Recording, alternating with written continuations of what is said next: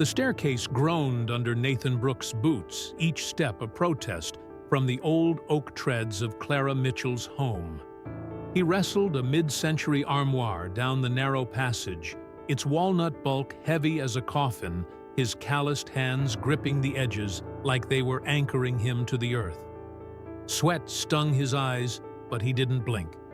He'd carried worse in the Marines' gear-wounded men guilt, but this house, with its heavy air of dust and lavender, pressed against him in a way he couldn't name.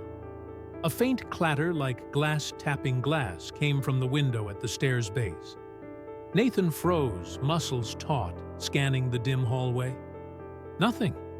Just the wind, maybe, or the house settling. Still, his pulse ticked up, a reflex from years of watching for shadows that didn't belong. He eased the armoire onto the third step, boots braced, when a voice sliced through the silence, low and deliberate, like a blade parting silk. "You're stronger than anyone I've ever known." The words fell from the landing above, heavy, deliberate, impossible to ignore. Nathan's head snapped up. Clara Mitchell stood there barefoot, one hand grazing the banister, the other resting on her hip, her silhouette framed by the amber glow of a cracked hallway lamp. Her dress, gray linen, sleeveless, hemmed just above the knee, clung to her like a second skin, tracing the curve of her waist, the gentle rise of her chest. Her auburn hair was twisted into a loose knot, strands escaping to frame her pale face, and her eyes, sharp and unyielding, locked onto his. She wasn't just looking at him. She was seeing him, and it felt like a challenge. Nathan shifted the armoire, buying time, his jaw tight. "That right." His voice came out rough, clipped, like he was spitting gravel. Clara tilted her head, a faint smile flickering, not warm, but knowing. "Just what I see." Her words hung there, daring him to bite. He didn't. He grunted, heaved the armoire down another step, and kept his eyes on the wood. He wasn't here to play games with a woman wrapped in secrets. He was here to move furniture, cash the check, and get back to his one bedroom above the barber shop where the world made sense. But her presence lingered, a weight heavier than the armoire. The house smelled of wax and old books, the kind left unopened too long, and the living room where he finally set the piece glowed with late afternoon sun spilling through a wide window. The light caught the hardwood, turning it to molten gold, but the room felt hollow, like it was waiting for something to fill it. Clara followed her bare feet, whispering against the floor, the dress moving like water over stone. "Leave it there," she said, voice softer now, almost intimate. Nathan nodded, adjusted the legs, and stood, hands on his hips, scanning the room to avoid her gaze. "Anything else before I go?" he asked, keeping it business. Her eyes narrowed, playful but piercing. "You always move this fast, paid by the job, not the hour." "Not what I meant." She stepped closer, arms crossing the fabric, tightening across her frame, and Nathan's gaze flicked to the kitchen. Two boxes sat by the pantry, one marked dishware, the other keepsakes, its corner torn, revealing a glint of a brass-framed photo. A woman's face, maybe Clara's younger, laughing. He didn't ask. "Haven't touched those?" she said, quieter, like she was letting him in on something fragile. "Not yet. Not my business." Nathan grabbed his dolly, the wheels clattering, and headed for the door. Outside, the porch was bathed in slanting sunlight, a lawnmower buzzing somewhere down the street, a faint country tune drifting from a neighbor's screen window. He was almost to his truck when her voice stopped him cold. "Dinner." Clara stood in the doorway, barefoot, one hand on the frame, her silhouette haloed by the hall's glow. "I made enough for two. This place, it echoes when I'm alone." Nathan turned slow, taking her in. The calm in her stance, the way her eyes held his like they'd already shared a secret. "Clients don't offer dinner. Most clients don't watch a man carry half their house without breaking a sweat." Her tone was steady, grounded, but there was a crack in it, a need she didn't hide. He exhaled, long and slow. "I don't cross lines." What line she stepped onto the porch, closing the distance, her bare feet silent on the wood. "I'm not asking for anything, Nathan. Just a meal."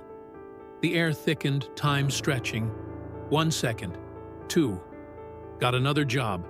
He said the words tasting like a lie. Clara nodded, no push, no plea, and turned back inside the door, clicking shut. Nathan climbed into his truck, the engine growling to life. As he pulled out, he glanced at the rear view.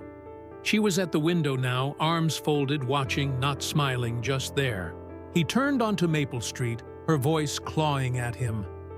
"You're stronger than anyone I've ever known." It wasn't the compliment. It was the way it felt like she'd seen straight through him to the scars he didn't show. Halfway down the block, he slowed. A dark Ford Explorer sat under an oak, its tinted windows swallowing the light. The partial plate XJ4 caught the sun, and for a split second, Nathan swore he saw a silhouette inside a man's head, turning toward Clara's house. His hands tightened on the wheel, old instincts flaring. He drove on, but the Explorer's shadow stuck with him, a warning he couldn't shake. That night in his apartment above the barber shop, Nathan sat at a scarred kitchen table, a beer growing warm in his hand. The fridge hummed the only sound in the dark. Clara's voice followed him, not just her words, but the way she'd stood like she was daring the world to break her again. And that Explorer XJ4. He didn't know what it meant, but he knew it wasn't nothing. Trouble had a way of finding him, and tonight it felt closer than ever. Nathan Brooks told himself he was back at Clara Mitchell's house for the dolly he'd left on her porch. The lie tasted thin like cheap coffee, but it was better than admitting her voice. "You're stronger than anyone I've ever known," had followed him through the night, coiling around his thoughts like smoke. He parked his truck in the same spot on Maple Street, the engine ticking as it cooled. Dusk painted the sky bruise purple, and Clara's house glowed with lamplight, its windows spilling warmth into the quiet. He checked the truck bed. Dolly was there, same as always. Still, he climbed out, boots crunching gravel, and knocked on her door, half hoping she wouldn't answer.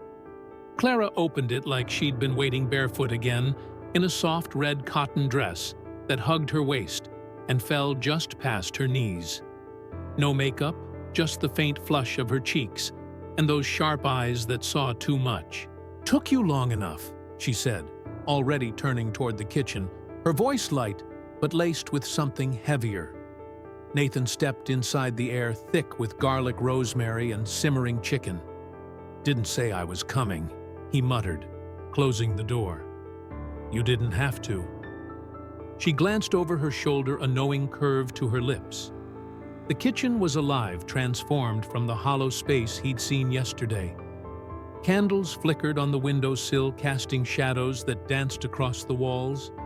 2 bowls steamed on a small table, broth, fragrant with herbs, and a plate of cornbread sat sliced into neat squares, golden and crumbling.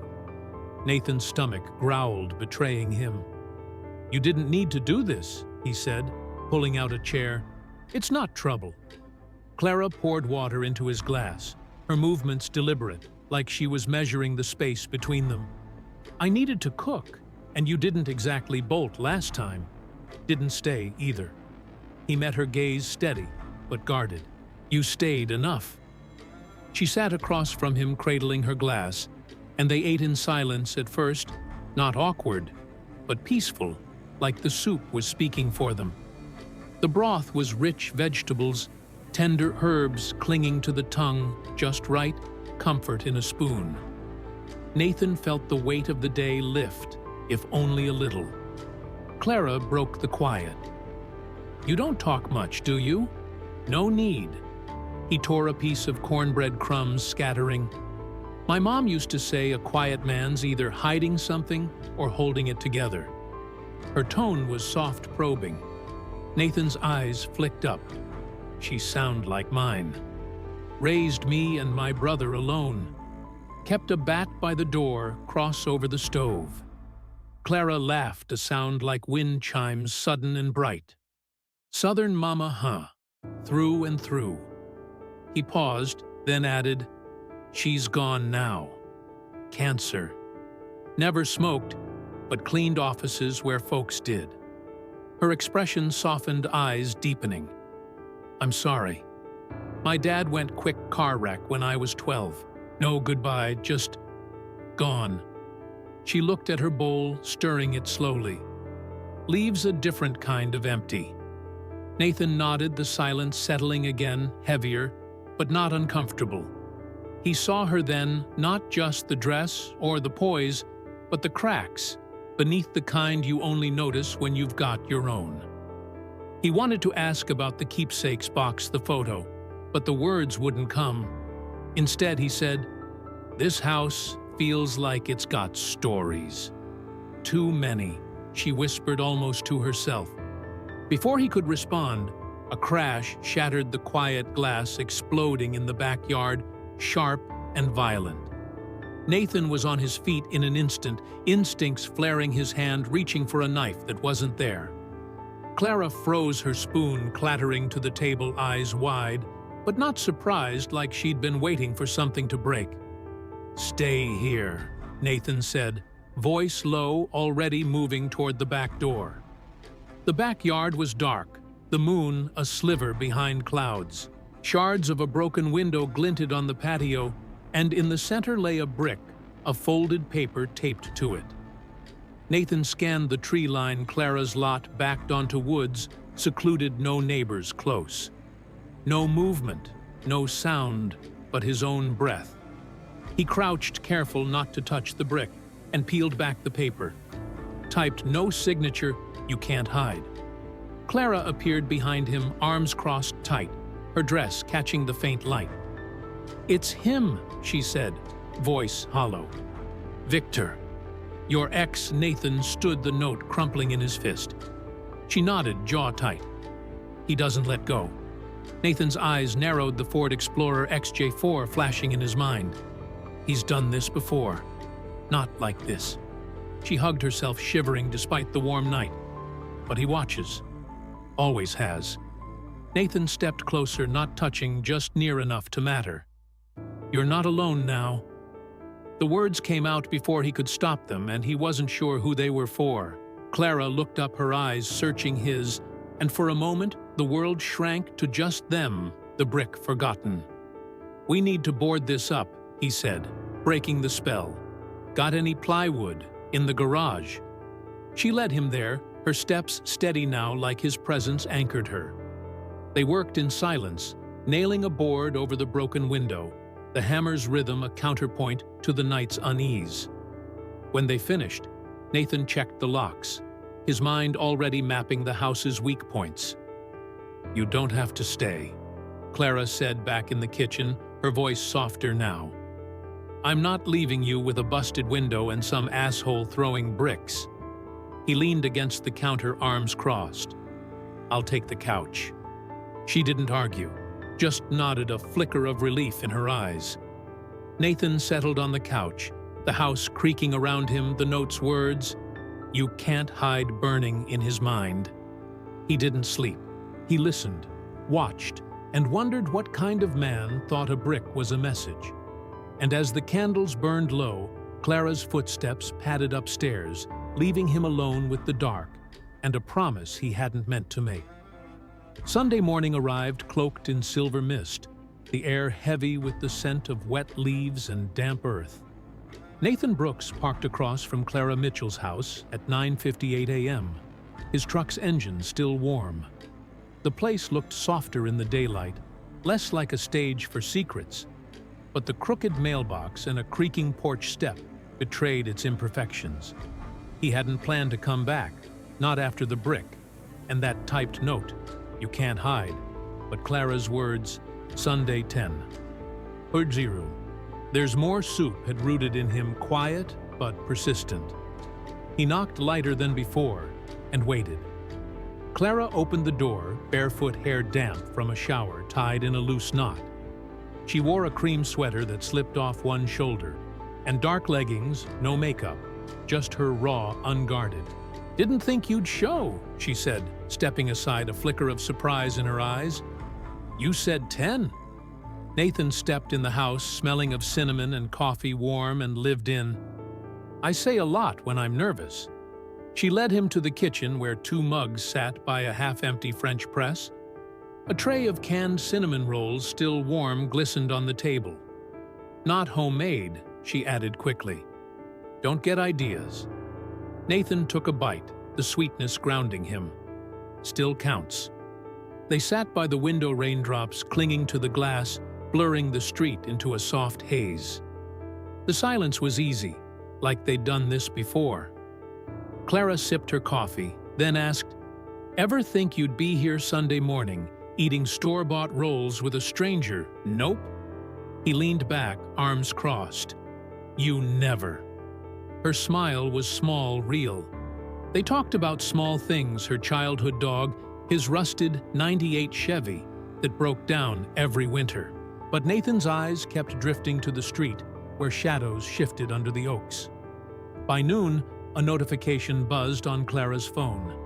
She glanced at it, and her face drained of color. "No," she whispered, fingers trembling as she opened a local Facebook group. There, posted by a faceless account, was a blurry photo, Nathan and Clara in her kitchen, mid-laugh, her hand near his. The caption read, "Guess she's moving on quick." "It's Victor," she said, voice tight. "He's got media friends. This is how he starts." Nathan's jaw clenched, the Ford Explorer XJ4 flashing in his mind. "He's watching you." "Us," she corrected, eyes hardening. "He knows I'm not alone now." Nathan pulled out his phone, dialing Malik Carter, a forensic accountant he'd known since the Marines. Malik answered on the second ring, his voice crisp. "Nate, what's up? Need you to dig into someone. Victor Langston. Might be moving money, maybe through a charity." Nathan glanced at Clara, who nodded, handing him a slip with account details. "Can you check?" "Give me a day," Malik said. "I'll call." Clara stood pacing. "Victor's got a trust fund in my name. I haven't checked it in years," he handled it. "If he's stealing this photo's just a distraction." Nathan watched her, the way she moved like a caged animal finding its teeth. "We'll figure it out," he said, quieter than he meant. That afternoon, a package arrived, no return address, just a plain envelope slipped under the door. Clara opened it, her breath catching. Inside was a USB drive. Nathan plugged it into an old laptop offline and opened the single file of video time-stamped 6 months ago. Clara stood on a balcony arguing with Victor, her voice sharp, his calm. Then a slap, loud and sudden, her head snapping sideways. Victor's voice followed, low, venomous. "No one'll believe you, Clara. You're too emotional." The video cut out. Clara backed away, hands shaking. "He recorded that." "Kept it." Nathan's fists tightened, but his voice stayed even.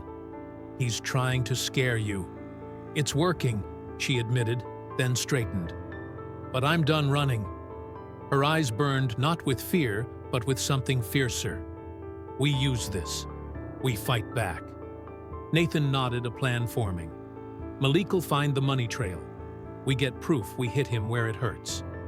As dusk fell, Nathan stepped outside to check the locks, the air cool and sharp.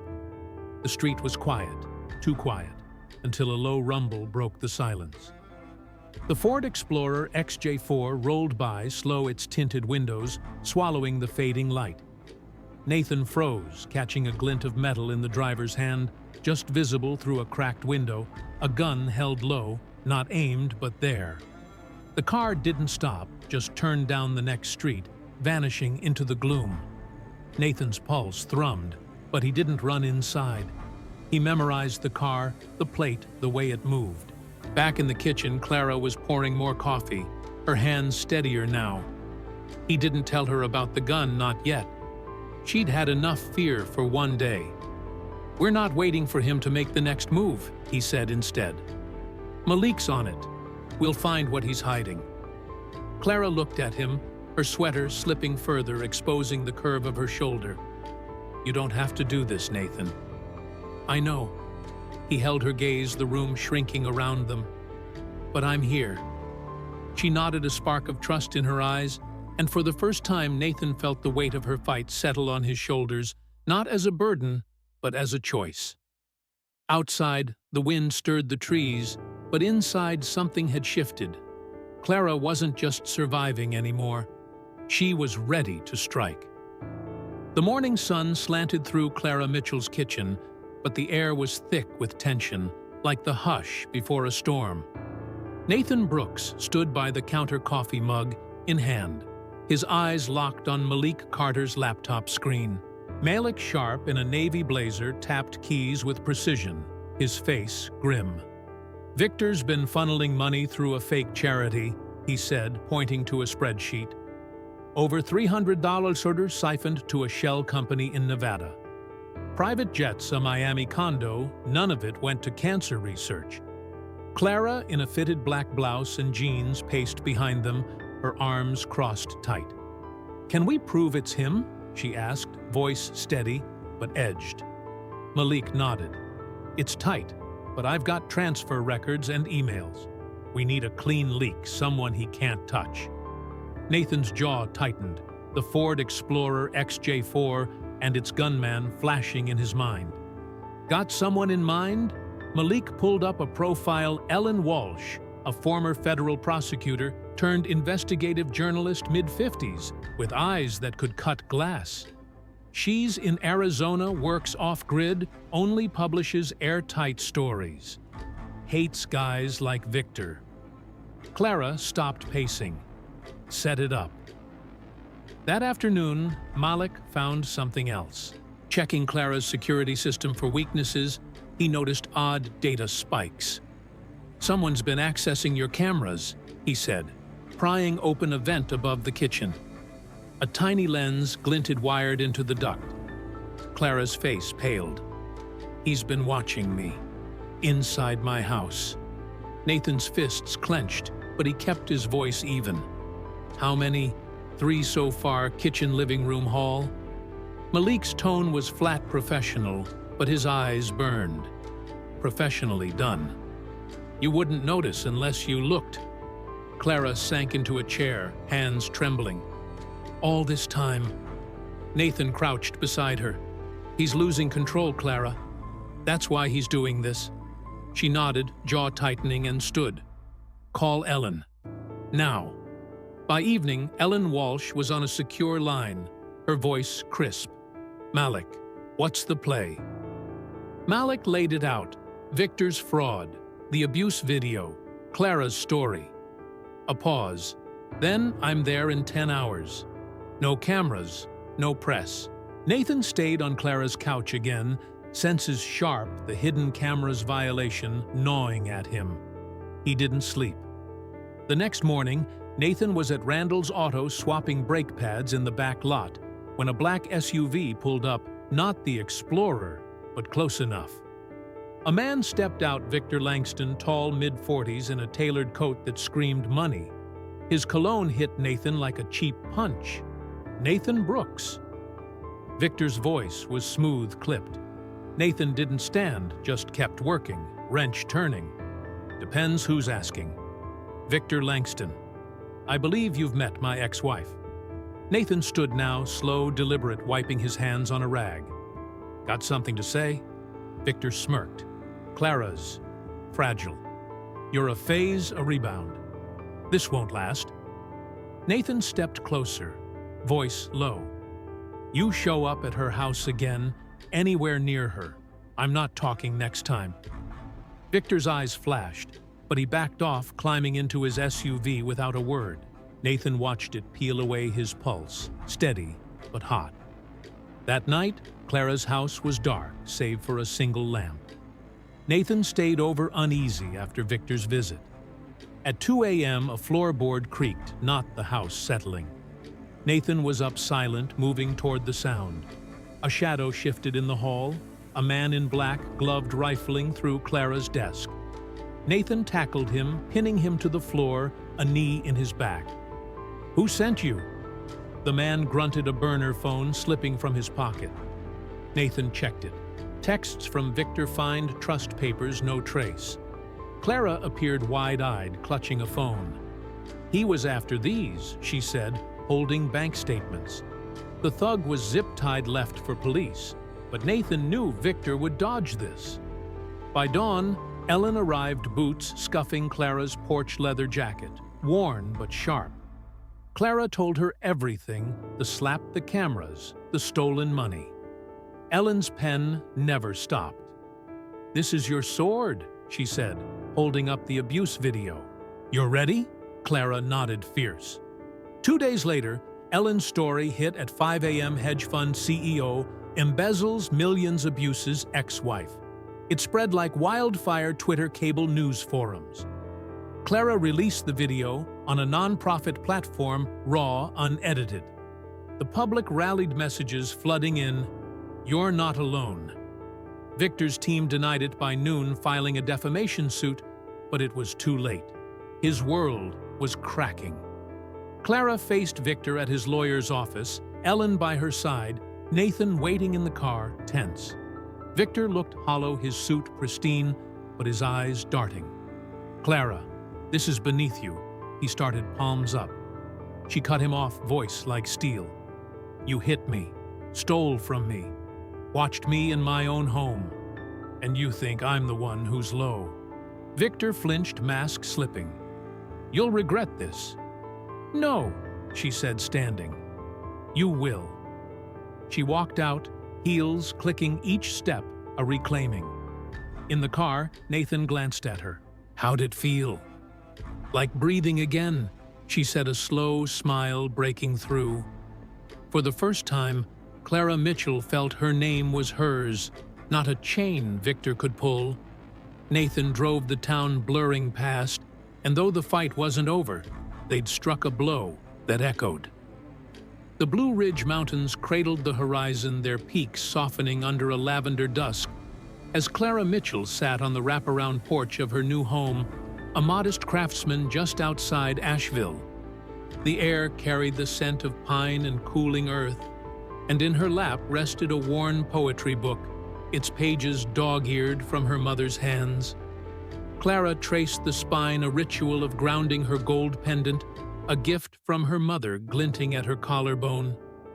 5 months had passed since she'd walked out of Victor Langston's lawyer's office, her heels clicking with defiance, and though the world had shifted, the quiet felt new, like a language she was learning to speak.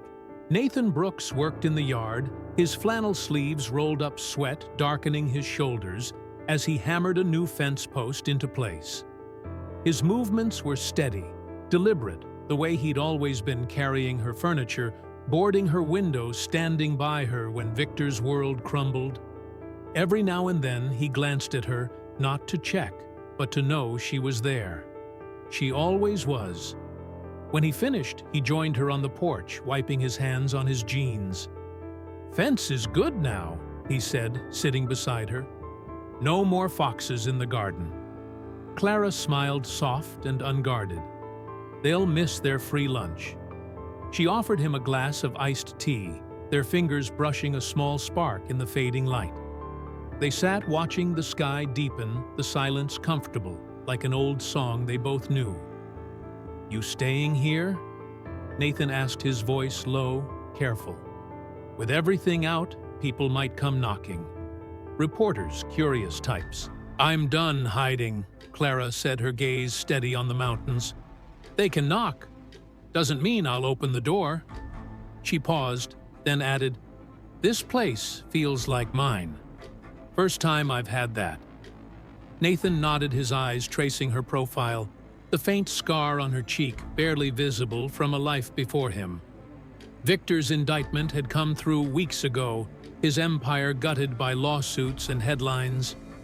Clara hadn't attended the hearing. She didn't need to. Instead, she'd poured her settlement into a community center, a sunlit building with a mural of open hands and mountain peaks. Kids read there now, elders played chess, women in recovery shared coffee like a sacrament. A brass plaque by the door read, "Mitchell Haven, built on courage." Last week, Clara had done something unexpected, a single interview with a retired NPR journalist, Ruth Emerson, who ran a podcast called Echoes of Truth. They'd met in a cozy cafe near Asheville's courthouse, the recorder between them like a confessional. "I'm not here for the scandal," Ruth had said. "I want to know why you didn't break." Clara had exhaled slow and answered, "I broke plenty. Just didn't stay that way." She'd spoken of Nathan not a savior, but a man who stood steady. Of Ellen Walsh, who gave her a voice, and Malik Carter, who taught her justice, could be quiet, relentless. When the podcast aired, it went viral not for drama, but for Clara's raw honesty. Justice isn't loud. It's standing up when no one's watching. Yesterday, a rumor reached Clara through a friend Victor was planning an appeal claiming coercion in the evidence. She'd stared at the text, her chest tight, then walked to her fireplace. From a drawer, she pulled an old photo, her and Victor smiling at a gala, his hand possessive on her waist. She lit a match, watched the edges curl black, and let it burn to ash. "No more," she whispered, the rumor dissolving with the smoke. Victor's reach was gone, his shadow shrinking. Now on the porch, Nathan spoke, his voice cutting through her thoughts. "Been thinking." He rubbed the back of his neck, a rare hesitancy. "I'm not a rich man, Clara. No fancy suits, no big connections. But I build things, fix what's broken, keep my word. I want to stay not just around, but with you. If you'll have me." Clara turned her eyes, meeting his, not shocked, but present whole. "You're stronger than anyone I've ever loved," she said, soft but sure. "But it's not the strength. It's that you never made me feel small." Her hand found his, her thumb tracing his knuckles, calloused and warm. They sat like that, the sky blooming with stars, the world moving on beyond the porch. Later, Clara stood at the community center's door, tracing the plaque's letters. Her chest felt open light for the first time in years. Nathan waited by his truck, a grocery bag in hand. "Got your ice cream," he called, grinning. "Last pint. Nearly wrestled a guy for it." She laughed, a sound free and full. "Hope you didn't swing." "Nah, just walked faster." He opened the truck door for her, and as they drove home, the road winding through the mountains, Clara leaned back, her hand resting near his. "What are you thinking?" he asked. She looked at the stars, then at him. "That I made it. And I finally believe I deserve to." The words sealed something not with fanfare, but with the quiet strength of two people who'd carried each other's weight. Under the night sky, Clara Mitchell's heart was hers whole, and Nathan's hand in hers was enough.